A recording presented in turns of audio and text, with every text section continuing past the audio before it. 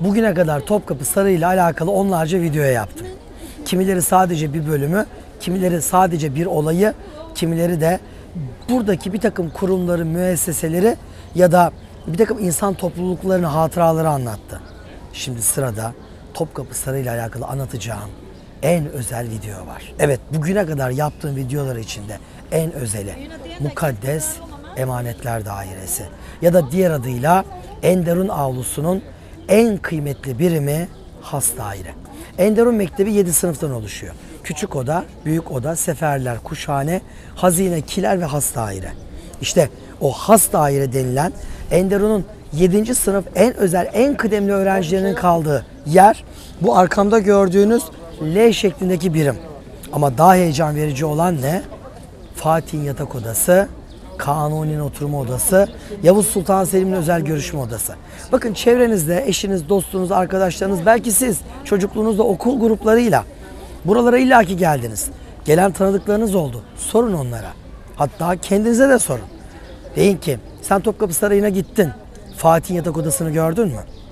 Yavuz Sultan Selim'in özel görüşme odasını gördün mü? Kanuni'nin oturma odasını gördün mü? İkinci Bayezid, ikinci Selim, bunların gece dinlendiği, gündüz oturduğu, yemek yediği yeri gördün mü? Hepsi şunu diyecek. Böyle bir oda mı varmış? Biz görmedik. Evet, Topkapı Sarayı'na gittik. Hem de kaç defa gittik.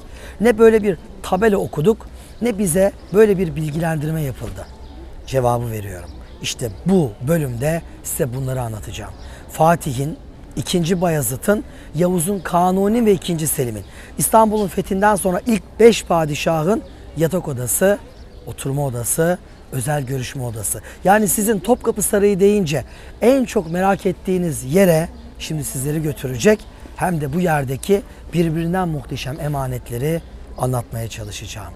Hazırsanız başlıyoruz.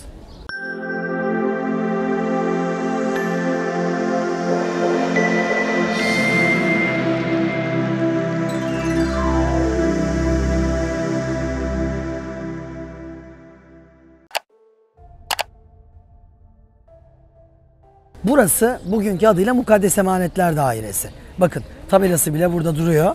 Mukaddes Emanetler diyor. Buradan insanlar sıraya giriyorlar. O kapıdan girip şu kapıdan çıkıyorlar.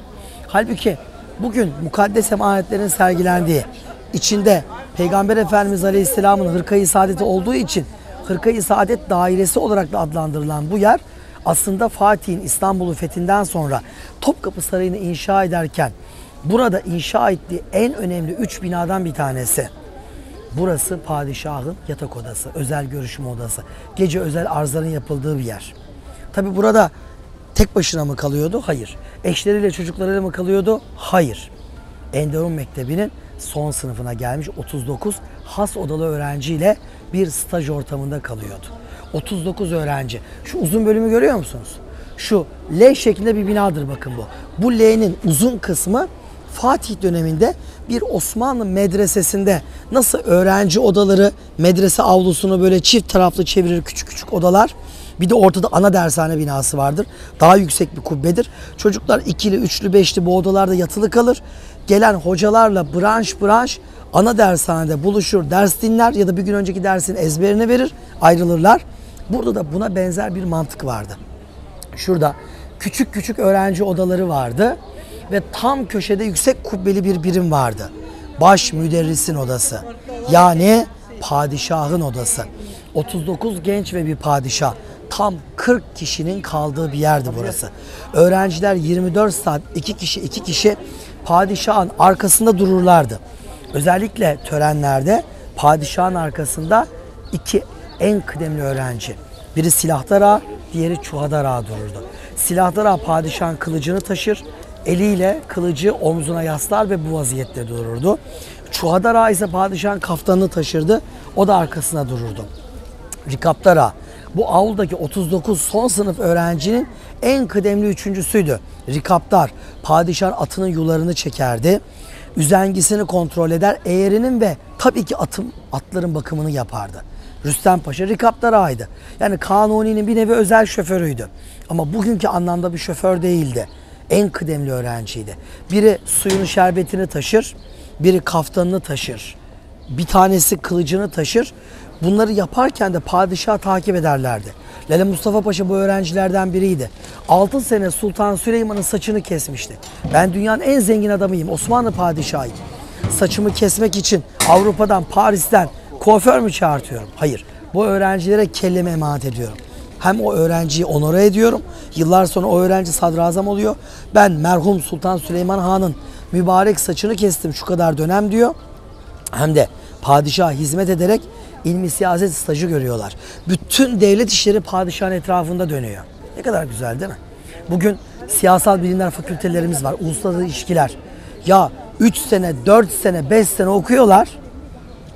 Hala staj adına hiçbir şey görmüyorlar ya. Son yıl mezun olurken basit bir staj. Olur mu? Ben olsam okulun 2. sınıfı bitiren bütün çocukları bir belediye başkanına, bir valiye, bir kaymakama, hatta Ankara'da meclis üyelerine, milletvekillerine, cumhurbaşkanına kadar yamardım. Onların yatak odalarının kapılarında bekletirdim. Yani eğitim görecek. Hayatı boyunca hiç eğitim görmeden hadi şu ol, hadi bu ol. Ya da bizim ülkede meclisi kimler dolduruyor genellemeyeyim ama kimin parası çoksa, kimin ensesi kalınsa, kimin arkası sağlamsa. Yahu mecliste olacak adam tecrübeli olan adam olmamalı mı? Eğitim görmüş adam olmamalı mı? Siyasal, uluslararası bitirmiş. Ama bakıyorsun bunlar hiç alakası olmayan bir köy ağası milletvekili olabiliyor. Bir sanatçı milletvekili olabiliyor. Sonra bu ülkeyi yönetmeye kalkıyor. Sonra diyoruz ki bu ülke niye adam olmuyor? Osmanlı niye adamdı? Biz bugün neden olamıyoruz? İşte bunun cevabını Topkapı Sarayı'nda bu gördüğünüz manzarada rahatlıkla bulabilirsiniz. Irkı, rengi, dili, dini ne olursa olsun en zeki çocuklar getirilir, burada okutulurdu. Son sınıfa kadar gelir, padişahın arkasında nefesini kollayarak bekler, staj görür ve arkasından dünyanın en namlı devlet adamları olurlardı. Hazırsanız içeri geçelim.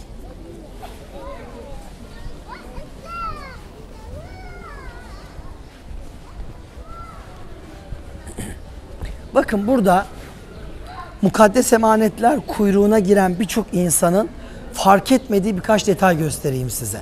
Normalde ne demiştim? Fatih Sultan Mehmet döneminden itibaren burada minik minik öğrenci odaları vardı. Enderun'un has odalı dediğimiz son sınıf öğrencileri bu odalarda kalırdı demiştim. Bu odaların önünde de bir revak vardı. Bakın şöyle gelin. Bu revakların sonradan bir duvarla içeriye alındığının delili şurada gördüğünüz sütun. Mesela şurası eğer kazılsa, oyulsa burada da bir sütun çıkacak. Burası oyulsa burada da bir sütun çıkacak. Yani burası aslında revak bölümüydü. Buradan içerisi o öğrenci odalarının önündeki revak bölümüydü.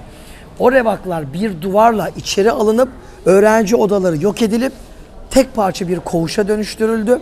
Buranın önüne ayrıca bir revaklı bölüm bu şekilde yapılmış oldu. Öğrencilerin, bu 39 öğrencinin yatılı kaldığı kısım işte burasıydı. Kapıya geliyoruz. Ölen Osmanlı padişahlarının cenazelerinin yatırılıp kefenlendiği o kefenlenme taşını görüyoruz. Hani gasil yeri ama gasledilmiyor. Gasil yeri arkada bir çeşme var orada. Hemen köşede bir kuyu görüyoruz. Mukaddes emanetler de bizim evlerimiz gibi sıklıkla temizleniyordu. İçeride Peygamber Efendimiz Aleyhisselatü Vesselam'ın hırkası, sancağı, sakalı şerifleri vardı. Hazreti Hüseyin'in sarı Kerbela'da üzerinde bulunan gömleği vardı. Hazreti Fatıma'nın duvağı vardı. Bakın kumaş eskidikçe erir ve içindeki kumaşı oluşturan yapılar toza dönüşür. Yani kumaş toz atar. İçindeki ana iplikler ortaya çıkar. Minik kürekler ve süpürgelerle bunları topluyorlardı ve bu kuyunun içinde saklıyorlardı. Bir padişah vefat ettiğinde cenazesi buraya yatırılıp kefenleneceği zaman kuyu içindeki tozlar kefen bezinin içine atılıyordu ve böylece ebedi aleme o mukaddes tozlarla uğurlanıyorlardı. Ve bu gördüğümüz kuyu içine su koyulan değil, mukaddes tozlar konulan bir kuyuydu. Bakın Mukaddes Emanetler Dairesi 1,5 yıldır kilitliydi. Çok teferruatlı bir restorasyon yapıldı ve Türkiye tarihinde ilk kez bu kadar çok mukaddes emanet içeri kondu. Bakın ben 2003 yılında Türkiye tarihinde hazırlanmış en teferruatlı Mukaddes Emanetler kitabının editörlüğünü yaptım. Türkiye'de şehir şehir, köy köy yüzlerce mukaddes emanetler konferansı verdim. Televizyonda, en namlı kanallarda saatlerce mukaddes emanetleri anlattım. İlk kez depolardaki emanetlerin büyük bir çoğunluğunun sergilendiğini görüyorum. Hakikaten yöneticilerimizin alnından öpüyorum. Bize müthiş bir şey daha yaptılar. Türkiye tarihinde ilk kez Fatih'in yatak odası, Kaan'ın oturma odası, Yavuz'un özel görüşme odası, yani has odaya bizi soktular. İlk kez. Bugüne kadar buraya özel izinle bile girmek çok zordu. Şimdi ise herkes bu odaya girebiliyor. Keşke ziyaretçiler girdikleri ve kısacık kaldıkları o odanın neresi olduğunu tam takdir edebilmiş olsalardı. Ben şimdi size hepsini göstereceğim. Hadi giriyoruz. Kapının önüne geldik. Ya burayla alakalı çok hatıram var benim. Bir tanesini patlatayım mı? 6-7 sene oluyor. İlber Hoca o zaman Topkapı Sarayı Başkanı. Dünyanın farklı yerlerinden İstanbul'da çok büyük bir sempozyum var. Sempozyum için İslam alimleri gelmiş. Mesela Mekke'den seyitler gelmiş. 3 seyit vardı. Böyle yeşil örtü vardı omuzlarında. Fas'tan, Tunus'tan, Irak'tan, İran'dan, Afganistan'dan farklı İslam alimleri. Rahmetli Ramazan el-Buti vardı. Suriye Savaşı'nda şehit olan büyük siyer alimi. Tabii Topkapı Sarayı'nın ana kapısından girdik içeri. Herkes çocuk gibi. O koca koca alimler bir İslam ülkesine gittiklerinde devlet başkanı gibi karşılanıyorlar. Çocuk gibiler. Niye? Hepsinin derdi burayı görmek. Yani ben onları mutfağa sokuyorum, divanı hümayuna sokuyorum. Hazine falan umurlarında değil. Durmadan bana bizi oraya götür diyorlar. Ama bana da verilen bir görev var. Bütün bir saray anlatılacak onlara. En son buraya geldik. Arzu ettikleri yere geldik. Saatlerdir burayı görmek isteyen o devasa alimler, din büyükleri bir anda kaldılar, çakıldılar. Dedim hadi girin. Dediler olmaz. Aramızda bu içerideki emanetlerin sahibinin soyundan insanlar var. Mekke'de yaşayan seyitler var. Seyit Ömer Geylani ve yanında 2 tane akrabası. Böyle 2 sıra oldular. Seyit Ömer Geylani ve yanındakilere, o 3 seyite yol verdiler. Önce siz girin diye.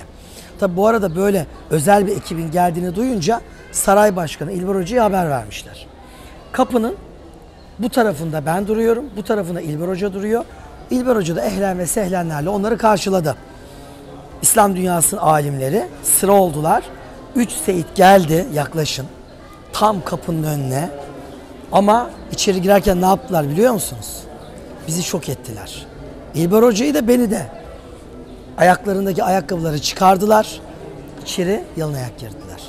Koca bir Osmanlı tarihi boyunca içeri tabii ki ayakkabıyla girilmiyordu. Çünkü emanet-i mukaddese vardı. Dışarıdan içeri toz sokulmaz, içeriden dışarı toz çıkarılmazdı. Bugün tabii ki bir müze mantığında olduğu için mecburen ayakkabılarla giriyoruz. Ama o 3 kişi atalarımızın bu hassasiyetini bize göstermişler. Onlar ayakkabılarını çıkarıp girince, yani orada olup İlber Hoca'nın ve benim yüzümdeki o hayreti ve hayranlığı görmenizi arzu ederdim. Kapıdan girerken 3. Ahmet'in bizzat kendi eliyle yazmış olduğu kelime-i tevhidi okuyor ve içeri o şekilde giriyoruz.